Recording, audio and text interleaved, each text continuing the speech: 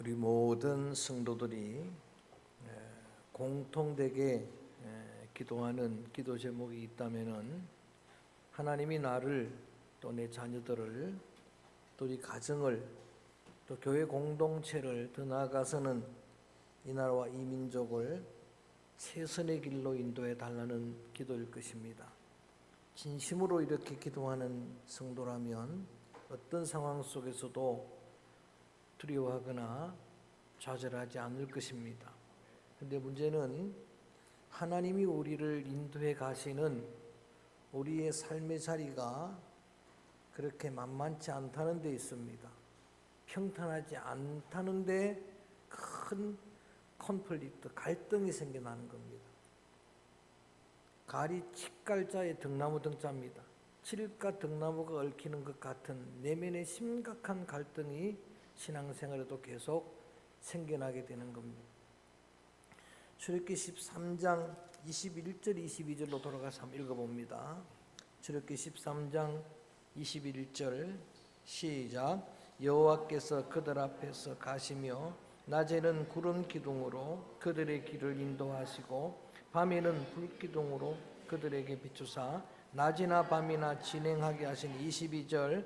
낮에는 구름 기둥 밤에는 불 기둥이 백성 앞에서 떠나지 아니하니라. 아멘. 출애굽한 이스라엘 백성들을 하나님이 앞서가시며 진행하신다라고 말씀을 하십니다.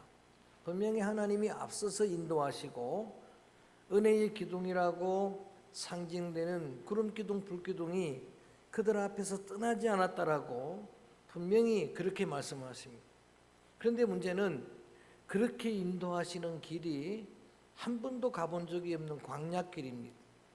미지의 광야길을 하나님이 인도하신다는데 계속해서 하나님이 앞서가셨다, 하나님이 떠나지 않으셨다라고 말씀을 하십니다. 그렇습니다.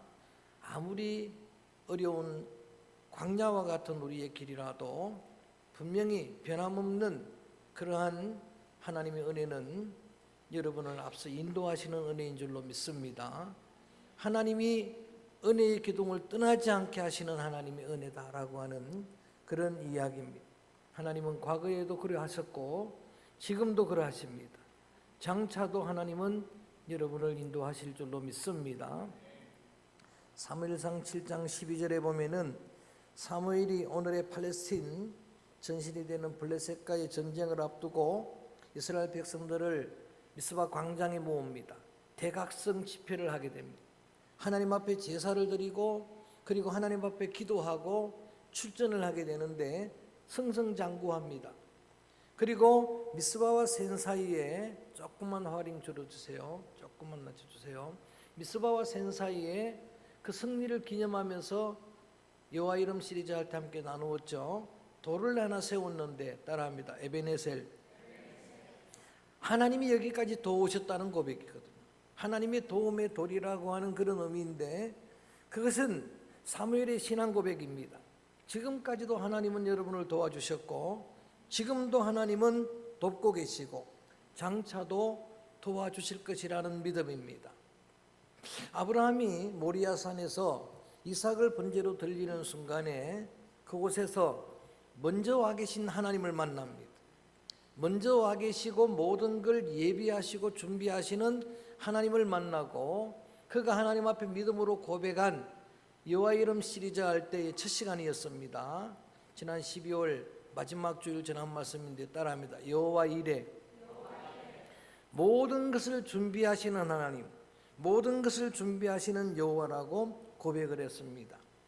하나님이 구름 기둥, 불 기둥으로 우리를 인도하시는데 오늘의 눈에 보이는 구름 또 불 기둥은 없다 하더라도 저는 이렇게 해석을 합니다. 오늘도 변함없이 구름 기둥을 진리의 말씀의 기둥이라고 저는 해석을 합니다. 불 기둥을 성령 기둥이라고 해석을 합니다. 하나님의 진리의 말씀으로 성령으로 저와 여러분을 인도하시는 줄로 믿습니다. 구름 기둥, 불 기둥은 다음과 같은 걸 상징합니다. 제일 먼저는 임재의 상징입니다. 하나님이 백성 가운데 임하여 계신다는 이야기거든요. 또 하나는 보호의 그러한 상징입니다. 출애굽기 14장 9절에 보면 구름 기둥이 뒤에서 애굽의 그 병거 마병을 막았었다 그랬거든요. 하나님이 보호해 주시는 의미가 구름 기둥의 의미입니다. 또 하나는 인도의 의미입니다. 신명기 1장 33절에 보면 하나님이 구름 기둥 불 기둥으로 저들의 행할 길을 지시하셨다, 인도하셨다라고 말합니다. 잠언 16장 9절에는 우리가 계획을 할지라도 그 길을 걸음을 인도하시는 분은 여호와라. 할렐루야. 내가 계획을 내도 인도하시는 분은 여호와라. 하나님이 나를 최선의 길로, 자기 이름을 위해서라도 의의 길로, 하나님이 푸른 초장 실만한 물가로 인도하시는 하나님이라라고 하는 거예요. 이스라엘 백성들 광야길은 낮에는 뜨거워서 견딜 수 없는 길이고 밤에는 추워서 견딜 수 없는 길인데 하나님의 맞춤 보호입니다. 하나님께서 낮에는 구름 기둥을 만들어 주시고 밤에는 불 기둥으로 그들을 인도하셨습니다. 여러분, 이 순서가 바뀌면은 대단히 곤란해집니다. 당황했던 대표 기도자가 오늘 우리 집사님 기도를 잘 하셨는데 당황한 나머지 순서를 바꿔서 기도했습니다. 하나님, 낮에는 불 기둥으로 밤에는 구름 기둥으로. 심각해집니다. 그러면 하나님은 한 번도 그런 적이 없어요. 낮에는 구름 기둥으로, 밤에는 불 기둥으로 그렇게 인도하시는 하나님의 출애굽기 40장 38절에 보면 40년 동안 여러분 그냥 40일도 아니고 40년 동안을 단 한 번도 어김없이 봄이 되면 여름 오고 여름 오면 가을 되는 것처럼 그 무더위가 지나가게 하는 것처럼 변함없이 때를 따라서 하나님은 구름 기둥으로. 그래서 뭐라고 이야기하느냐? 이스라엘 백성들이 40년 동안 내내 그 구름 기둥을, 불 기둥을 목격했다라고 하는 거예요. 보았다는 이야기. 이렇게 하나님이 인도하시는 길인데 다시 말씀드립니다. 문제는 그 길이 광야길이라는 데 있어요. 그 길이 만만치 않은 길이라는 데 있습니다. 자, 14장 1절 2절 넘어가 봅니다. 14장으로 넘어가 봅니다. 1절 2절을 한번 같이 읽어봅니다. 하나님이 인도에 가시는 길인데 이렇게 길을 돌이키십니다. 시작. 여호와께서 모세에게 말씀하여 이르시되 이스라엘 자손에게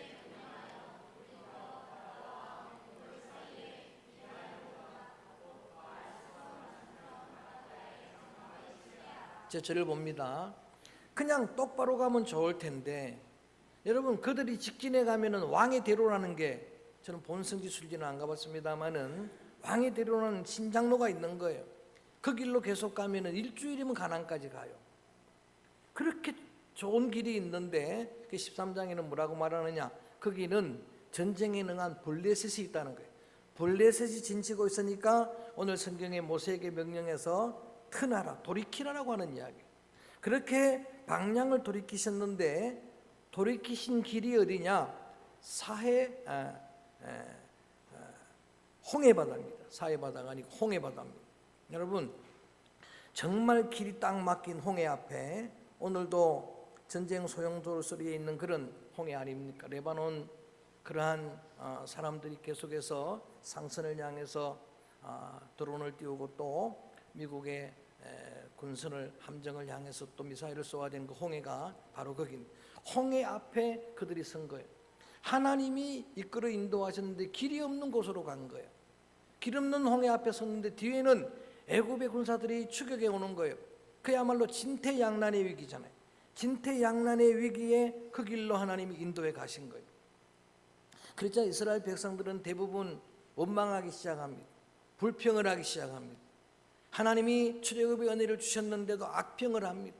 차라리 거기서 나오지 않았더라면. 그리고 하나님을 불신합니다. 하나님을 원망합니다. 이스라엘 백성들을 분명히 하나님이 사랑하시고 하나님께 인도하시는데, 우리를 하나님이 분명히 사랑하시고 인도하시는데 왜 그 인도하시는 길이 광야고 홍해냐라고 하는 질문입니다.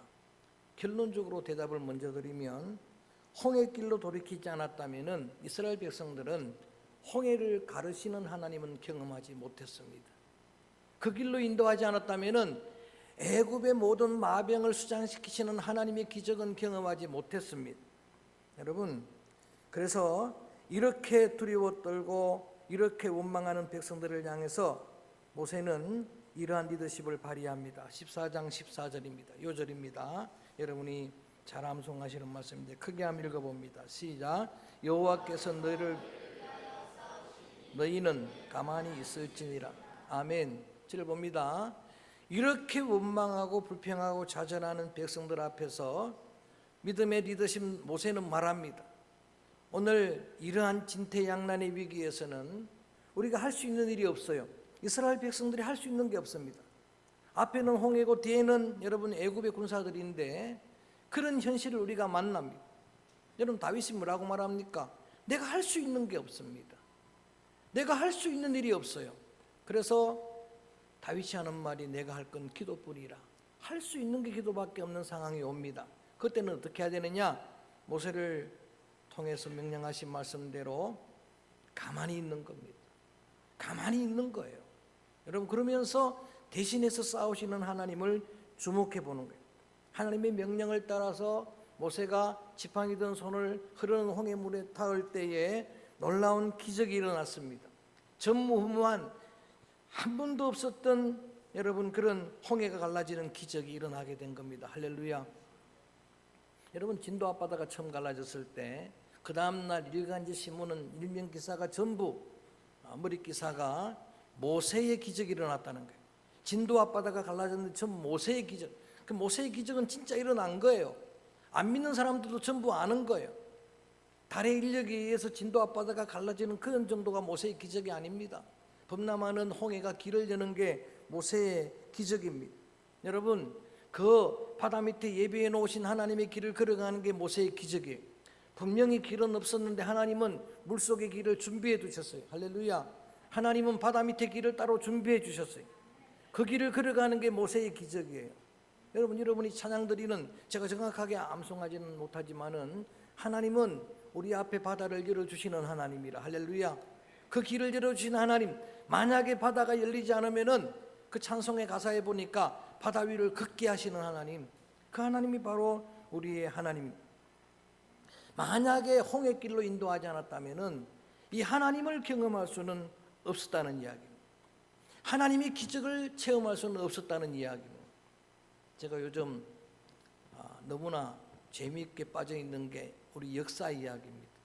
역사 이야기가 너무 재미있어서 열심히 공부를 하고 있는데 그런데 역사상 위대한 그러한 사람들은 한결같이 공통점이 하나가 있는데 그게 뭔가 하면은 그 사람들은 위기를 만나면 그걸 기회로 다 바꾸었어요.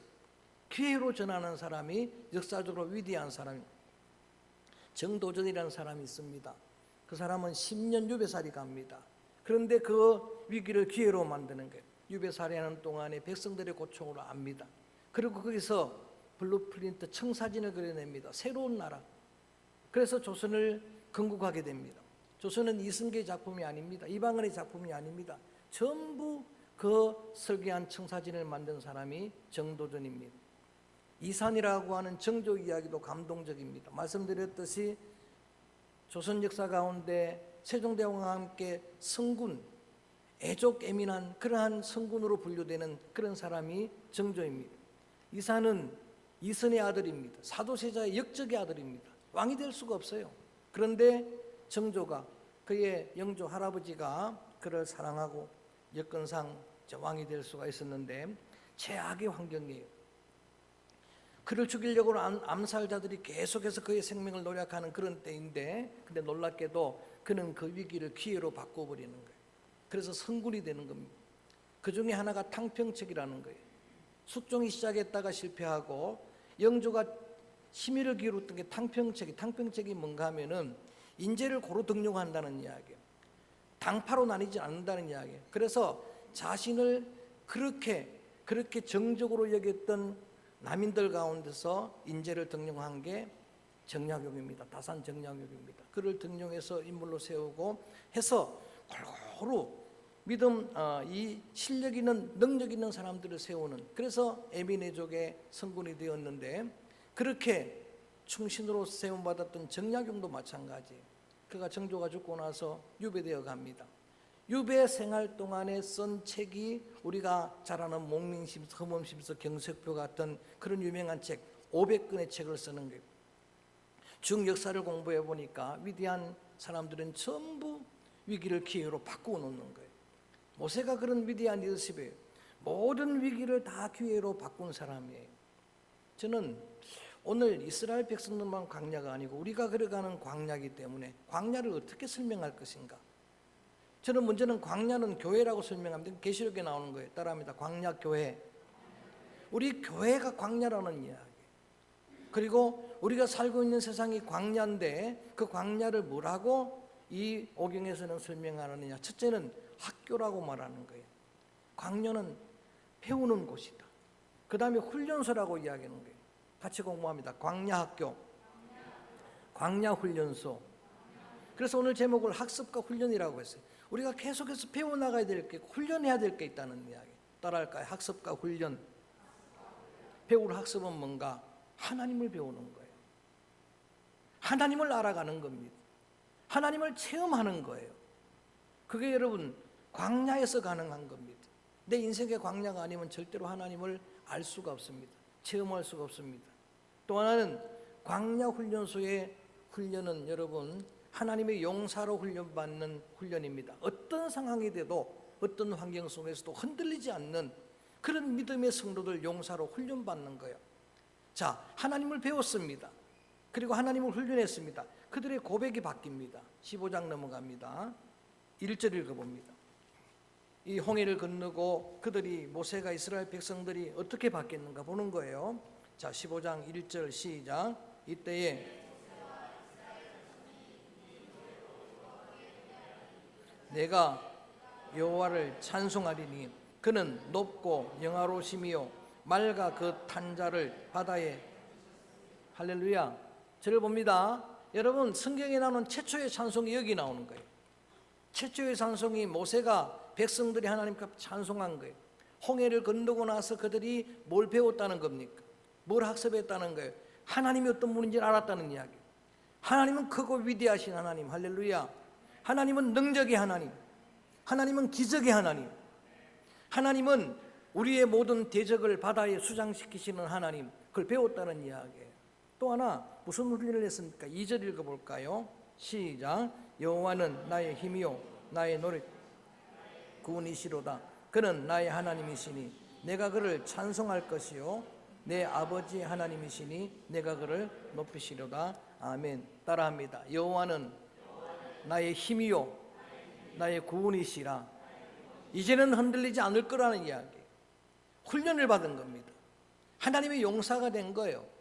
하나님이 나의 힘이고 다윗도 고백합니다. 나의 힘이 되신 여호와여. 많은 광야의 연단을 통해서 다윗은 훈련받은 거예요. 하나님은 나의 구원이 되십니다. 힘이 되십니다. 이렇게 광야 학습 훈련의 과정을 거칩니다. 그런데 15장 22절에 또 하나님은 이런 광야로 또 인도해 나가십니다. 15장 22절 우리 함께 읽어봅니다. 22절 시작. 이스라엘 인도하여 그들이 수르 광야로 들어가서 거기서 사흘 길을 걸었으나 물을 얻지. 자, 홍해의 감격을 뒤로하고 광야로 전진하는데 박영선 목사님은 재밌는 표현을 하는 거예요. 그냥 홍해 건너고 거기서 홍해가에서 횟집 차리고 살았으면 좋을 텐데 하나님은 계속 나가라는 거예요. 정말 가기 힘든 광야길을 또 순종해 가는 거예요.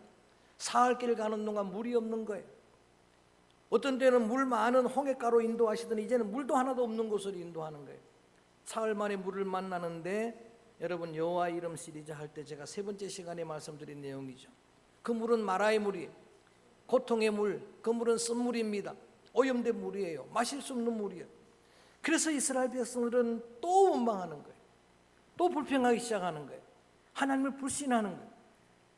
여러분 3일 전에 그 은혜를 경험하고 3일 전에 그 하나님을 학습하고 훈련받은 그들이 3일 만에 다시 그들은 불평 원망하기 시작하는 거예요. 이게 다 우리의 얼굴 아닙니까? 그 많은 은혜를 경험하고도 또 내 현실이 되면은 또다시 좌절하는 거예요. 또다시 원망하는 거예요. 여러분 그래서 하나님은 또 훈련하시는 거예요. 여러분 이렇게 불평 원망하던 이스라엘 백성들, 여러분이 광야 여정에서 많은 훈련 받은 것은 잘 알고 있습니다. 그 많은 연단 받고 하나님을 학습한 건 잘 아는데 여러분 진짜 그 본질이 변한 건 아니에요.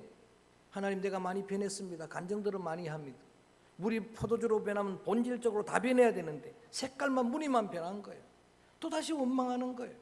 그래서 하나님은 이번에는 오늘 본문으로 읽었던 25절입니다.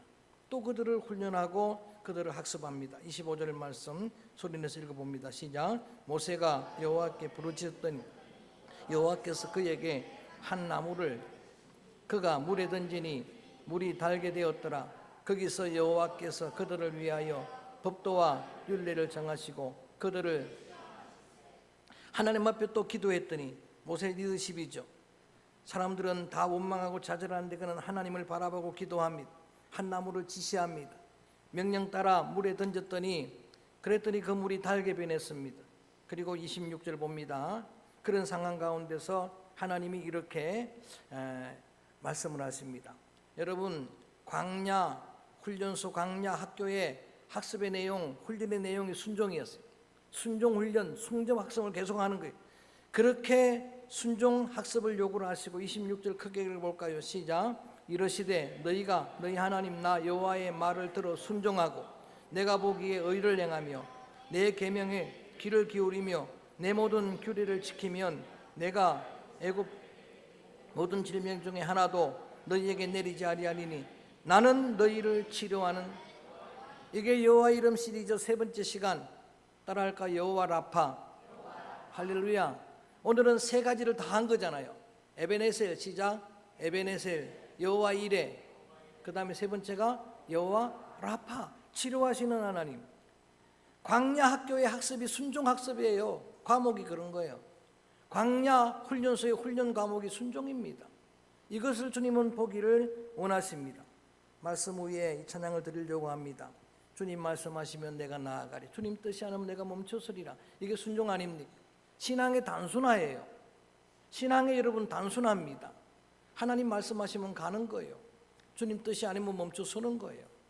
여러분, 이러한 순종의 훈련을 통해서 마침내 이스라엘은 하나님 가나안 백성들의 그러한 성품으로 변화를 받는 그 과정이 40년 걸린 거예요.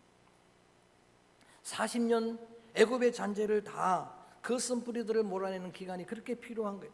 일주일이면 갈 수 있는 길을 하나님이 인도하시니까, 하나님이 돌이키시니까 광야 40년을 그 길을 돌리면서 이런 훈련을 시키는 거예요. 구름기둥 불기둥은 여전히 내려주시오. 하나님은 한 번도 그들을 떠나지 않는데 계속 가는 길은 힘들고 어려운 길입니다. 그 여정을 통해서 하나님은 그런 훈련을 시켰습니다. 금년 한 해는 제게 있어서 정말 힘겨웠던 그런 한 해였습니다. 여러분들 걱정할까 봐서 말하지 않았고, 또 성도들은 주의 종들에게 기도를 부탁하지만 목회자들은 그것도 쉽지 않아요. 걱정하고 염려할까 봐 말을 안 했었는데 자녀들에게 어려운 일들이 생겼습니다. 그게 여러분 부모에게는 가장 큰 고통이잖아요. 내가 겪는 고통보다 어려운 일들을 만나게 되니까 큰 아픔이었습니다. 근데 여러분, 아들이 일평생 자기 삶을 갈아놓고 그렇게 열심히 아들 가르치면서 모았던 그 전세가 사기를 당한 거예요. 전세 사기라고 하는 그게 텔레비전만 나오는, 뉴스만 나오는 줄 알았더니 그게 내일이 된 거예요. 제 아내는 기도 응답 받았다고 걱정도 하나도 않는 거예요. 일도 하지 않는데 저는 믿음이 부족해가지고 새벽마다 이게 기도도 안 나오는 거예요. 기도도 제대로 안 나오는 겁니다. 거기에다가 딸은 또 이 피아노 학원을 정말 맨땅 위에다가 개원을 한 거예요. 그게 제가 아예 그냥 본성적으로 그런 긍정적인 사람인데도 불구하고 걱정이 앞서니까 이게 제가 개척을 해봤잖아요. 개척하는 게 얼마나 어려운, 여러분들은 쉽게 보일지 모르지만 여러분 이게 개척이 정말 어려운 거거든요. 아무도 없는 데서 한다는 거. 그리고 몇 달의 세월이 지났습니다. 이제야 말할 수가 있습니다. 여러분, 하나님이 함께 하시니까 일은 한 푼도 손에 없이 다 회수했습니다. 할렐루야. 그리고 그렇게 개원한 학원이 저는 한 명도 올까 말까 염려 걱정하는데 한 사람 시작하더니 8월 달에만 5명 등록했다고 전화가 왔어요. 할렐루야. 그가 목표가 30명인데 3분의 2가 벌써 찼어요. 여러분, 그리고 이번 휴가 때 다 만났는데 그때 만난 우리의 간증은 한 가지입니다. 하나님이 은혜 주셨다. 전부 하나님이 은혜. 만약에 그런 과정이 없었다면은 그 하나님을 우리가 어떻게 훈련을 하겠습니까? 그 하나님을 어떻게 배우겠습니까? 그래서 시편 119편 기자는 말하는 걸 따라합니다. 고난이 유익이라. 저는 마침내는 여러분이 그 고백할 수 있기를 주의 이름으로 축원합니다. 하나님이 인도하시는데 왜 그럴까? 하나님이 인도하시는데 왜 강야인가? 왜 홍해인가? 왜 물 없는 그런 곳인가라고 말할지 모르지만은 이런 광야의 여정을 통해서 오늘도 하나님은 여러분에게 학습하십니다. 훈련하시는 거예요. 그래서 마침내는 전적인 하나님을 의지하고 믿음으로 승리하는 그런 용사로, 그런 하나님을 날마다 체험하는 믿음의 사람들로 세워가게 될 줄로 믿습니다. 오늘 이 말씀을 마음에 기억하면서 이 찬양 함께 불러봅니다. 신앙의 단순화입니다. 신앙이라고 하는 건 주님 말씀하시면 가는 거예요. 주님이 뜻이 아니면 멈춰 서는 거예요. 믿음의 고백으로 이 찬양을 한번 드려봅니다. 찬양합니다.